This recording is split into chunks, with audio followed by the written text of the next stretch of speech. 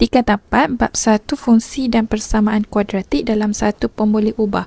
Soalan ditanya tentukan bentuk graf fungsi kuadratik yang berikut sama ada dia senyum ataupun dia masam. Okey, pertama sekali yang kita kena faham adalah fungsi kuadratik dia mempunyai satu bentuk am.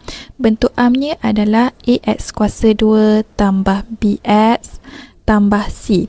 Okey, soalannya dia suruh mencari bentuk. Bagi graf fungsi ini hanya terdapat dua bentuk, iaitu bentuk senyum ataupun bentuk masam, di mana bentuk ini dipengaruhi oleh nilai A. Okey, sekiranya nilai A itu lebih besar daripada kosong seperti 1, 2, 3 dan seterusnya, maka bentuknya adalah bentuk senyum.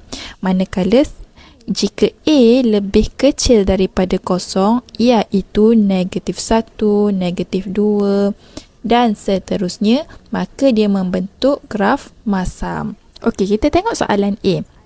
Soalan A adalah fx sama dengan x kuasa 2 tolak 4x tambah 1, di mana nilai A-nya adalah 1. Okey, jika nilai A adalah 1, maka A dia adalah lebih besar daripada kosong, betul?